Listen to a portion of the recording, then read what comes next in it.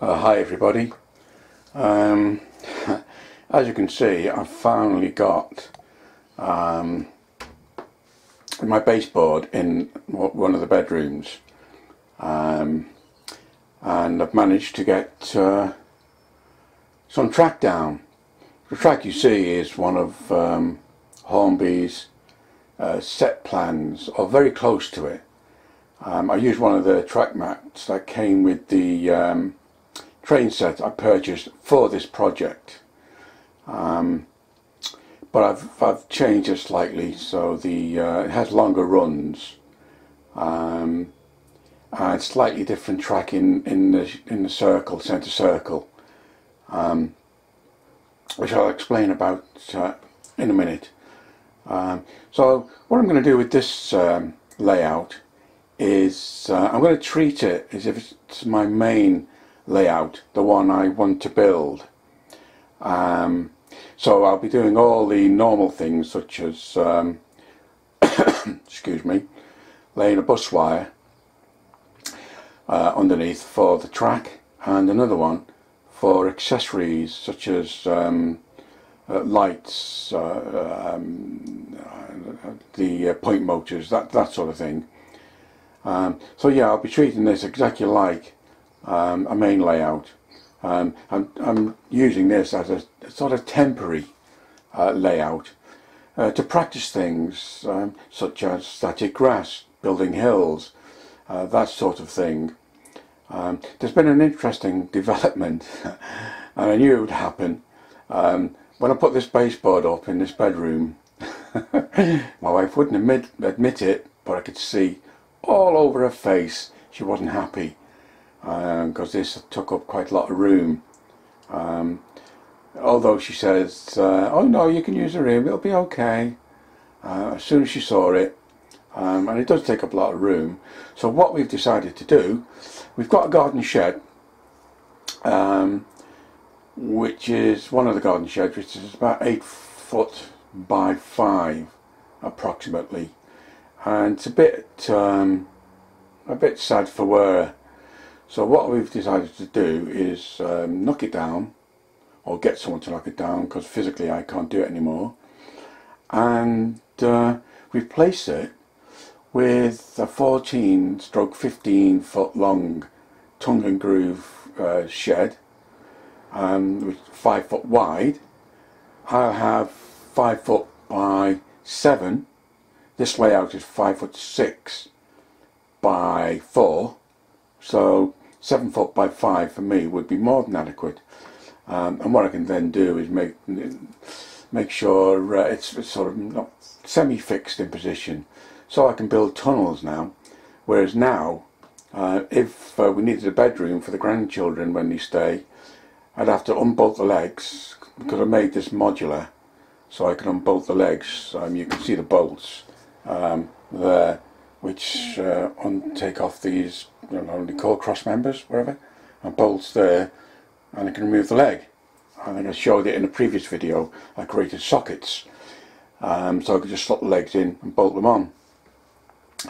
But if I have a shed, and that looks like the way we're going, we found them averaging around £650 for a garden shed, tongue and groove.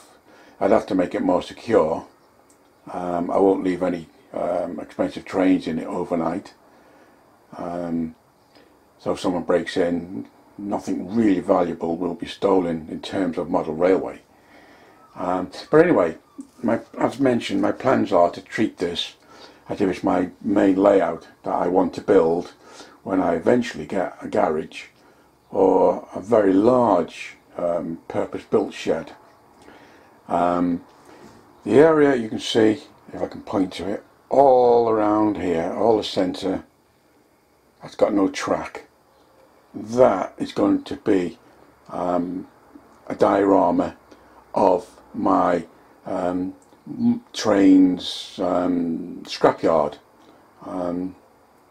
where trains go to die and be dismantled. So I'm going to develop that whole centre area as a diorama. There will be roads, because around about here I'm going to put in a level crossing. and it'll be a sort of dirt road wide enough for large lorries, which will lead into it. There'll be fencing all the way around, with lights. The original plan had a couple of stations which I'm not going to build. What I will do, you can maybe just make out a V there of track. The far part of the V, I'm thinking of putting a halt in there and developing a halt so the trains have got somewhere to stop. The other one, part of the V here, I'm going to use it sort of siding for the diorama, the scrapyard diorama. Now I can't decide whether to leave that as a single track or change it so there's, say, about 3 sidings coming from this. There's a point motor there, which go up to what might probably be the halt, and when it comes off here is to set it off into 2-3 tracks. I'll have a look at it to see whether or not that takes up too much room, because I want the main area where there's no track to be a substantial scrapyard. Nothing, it may look out of proportion to the track you see, but it gives me the chance to practice weathering on some of the wagons, lorries I want to incorporate into the diorama, and I want to incorporate lights, headlights, flashing lights, all that sort of thing within the diorama. I've got some arc welders and cutters and so on with flashing excuse me, lights that I want to put. So it's going to be, hopefully anyway, a substantial diorama. Yeah, one thing that's sort of come to light while I'm doing this, laying the track, is that the Hornby track does seem a little bit inferior. I may be wrong. To someone like Pico track, whether their track is more substantial. The Hornby points are the cheap ones that came with the train set, and I've got a couple of Pico points, and the switching of it is far more substantial than the Hornby, which feel very, very flimsy. So what I've decided to do when I build my main track, I've got a substantial amount of Hornby. I bought in ignorance, Hornby track, lots and lots of points, that sort of thing, normal left and right points, a turnout or whatever they're called, Y shapes, crossovers, that sort of thing. I'm going to go for code 75 because I've been told it's the same height as the Hornby, because I may use some of the Hornby crossovers, but I'll definitely not under any circumstances be using the Hornby points. I'm not very happy with them. This spur here, you can see siding coming off here, that was on the plan, so I thought I'd just put it in anyway. What I may do with that is turn it into a programming track, although my main programming track is on my desk, but I may turn that into some sort of programming track or a siding, where you can see the Hornby Elite. I'm going to put signal box there, and the Hornby Elite is not bad. It controls this set really, really well. My ECOS is packed away in the attic ready for my main layout, and that's my backup, the Elite, which is still pretty good. You know, it's a very good controller. And I will be building circuit boards, if that's what they're called. People have built some really, really nice display boards where it has a pictorial representation of the track, and on it it's got the points and so on, and switches where you can switch the points. The point motors I'll be using are just the cheaper Hornby point motors primarily because I've got them. When I build my main layout again, I will probably be using cobalt points, slow action. They are expensive, but I think worth it. The Hornby points. I'll only need 1, 2, 3, 4, 5. If I don't change that V shape, I'll need 5-point motors. I'll be using the underboard ones. I've got surface mounted and underboard. I'll use the underboard ones. So yeah, I think that's it. You may not see anything on this layout now until the shed outside's built, because I don't want to. Well, the only thing I'll probably do is put cork underneath the track and pin it down. So when I take the legs off, I won't need to take the track off and then relay the track again.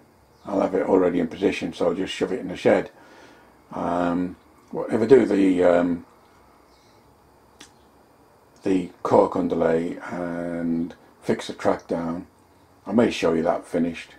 I'm not too sure whether I'll ballast it before or after, and then I'll weather it.